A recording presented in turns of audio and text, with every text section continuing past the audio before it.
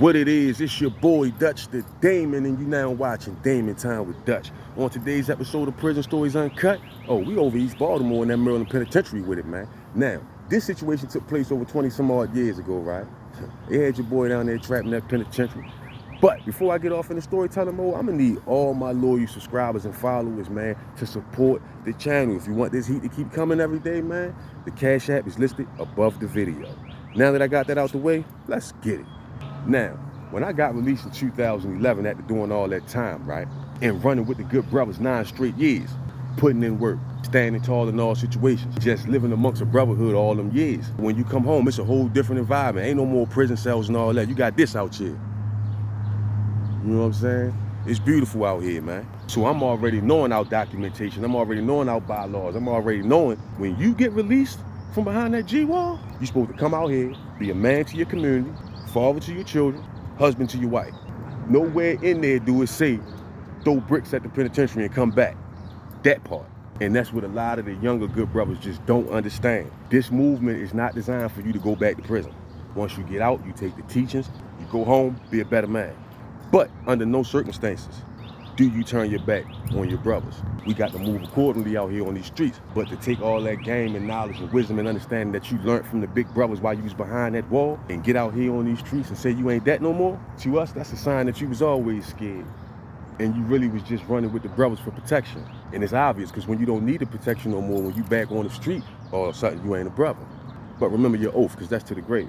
But anyway, it always get me when I run into good brothers years later, man, after that struggle, after going through what we went through together. You might be in the store, or you might be in a barber shop. Man, I done seen brothers down the social service building, supermarket, Walmart, anywhere. And you run into guys, man, and you always got to ask that question, boy, you still that? And a lot of them say, nah, I ain't with that no more, Dutch. A lot of the so-called ones that supposed to been that, super that, come home, forget all about the brothers. Well, I'm gonna tell y'all about a situation where that backfired on a good brother, and he had to stand on it. Now, I can remember one day, this was before I was driving, this was years ago when I first got out, right? I was walking, I was over East Baltimore, I think I was coming through like Lakewood down there, in them trenches.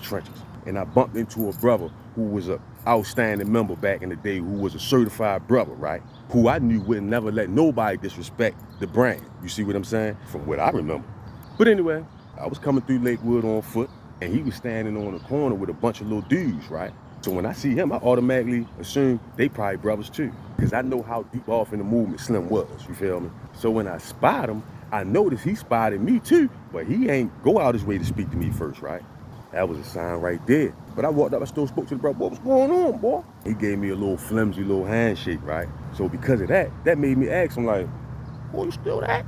This man hit me like, oh, nah, I ain't with that shit no more. Nah, man, I ain't fucking with that shit.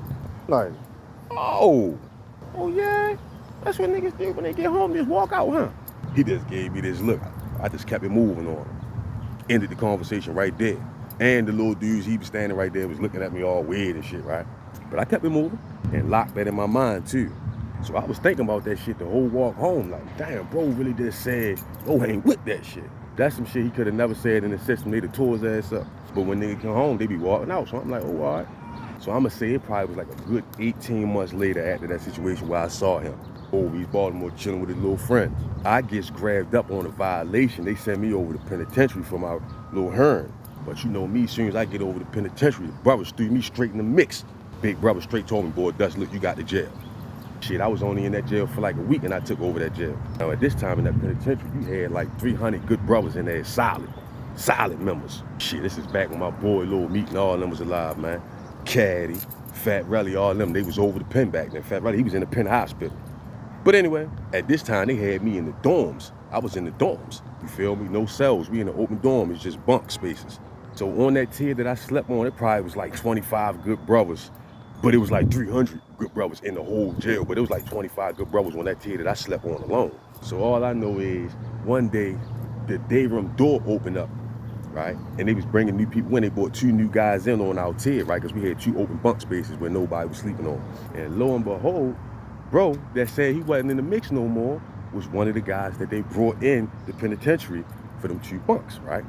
Now by law, because he dropped out, I really could have had the brothers do something to him, discipline, tighten him up, then send him on his way, right? Because he didn't do it the right way. He didn't get blessed out, right? I said, you know what, no. He don't want to be, he ain't got to be. But he gonna stand on that. So when he first came in, he went to his bunk area, made his bed up and all that, hopped on the phone. Then when he got off the phone, he just sat on his bunk and was just looking around, I guess peeping the scenery, right? And he spotted me. I been seeing him when he come in, but I ain't said nothing to him. When he see me, he jump up with a smile on his face like, bro, what it is? So now I'm thrown off. I'm like, fuck the smile about? Just sent you over East Baltimore. You ain't had no smile for the brother. Really gave me a little main mud, like I ain't with that shit. Now you smiling at the brother. So he walked up, gave me a 5 and all that shit. But then this man said the craziest thing out his mouth. This man looked me straight in my eye and said, what's the count? How many brothers we got on location? With a straight face. So I'm like, what? I'm like, yo, what, you forgot or something? He like, what? Like, nigga, you don't remember I just seen you down the hill on Lakewood? You told me you wasn't even in the mix no more. You wasn't fucking with that shit. He like, oh, nah, man, I just was upset about something. I was going through something at the time, you know what I mean? Brothers had this, that, and the third, fuck some money up. I just wasn't feeling it at the time, man. No, sorry, Bob, you will not do that one. Cause you was down there with them little dudes looking at me crazy and all that shit. Now you talking about you was upset and all that. Oh, hell no. Nah, bro. Love you and all that, but you got to stay over there. Ain't no walking with the brothers. There ain't gonna be no support. You walked out, bro. You got to stand on that. So he looking at me like, for real, Dutch? Like, come on, yo. He like, I probably got to holler at Big Unc and them, man. I'm like, go ahead, holler at whoever you gonna holler at. But once I tell him what you did when I saw you uptown, it ain't gonna matter. So he like, all right, yo. He just walked off, sat on his bunk. Now fast forward, after about a week of him being on the tier, not walking with the brothers, not talking with the brothers, just being a civilian by himself, right? One of the dudes that had a bunk on our tier went on lockup for some dumb shit, and a bunk space opened up on our tier. So later on that night, they moved a new guy to replace that guy to fill in that bunk space. But the dude that came on the tier was a blood from around Slim Way, who he was into it with. That little crew of dudes that he was hanging with got into it with the red team down there on Lakewood. The dude that just come in, he supposed to have some rank. But that shit don't mean nothing to us. He just was another one of them. But it meant something to Slim though, cause now he got problems. Man, I'm talking about as soon as little blood shorty realized yo was on the tier, he had all them blood dudes strapped the fuck up. It was like 18 of them. He looking scared as a motherfucker. And me and all the good brothers seeing this shit. But I never forget it, right? I get up off my bunk and walk to the bathroom. In order to get to the bathroom, I gotta walk past his bunk, right? The brother, the ex-brother. When I walk past his bunk, he get up off his bunk and walk in the bathroom area with me. And if you know the penitentiary, ain't no door on the bathroom, it's just an open space, a whole bunch of stalls and shit, right? And urinals and shit. Showers on the other side.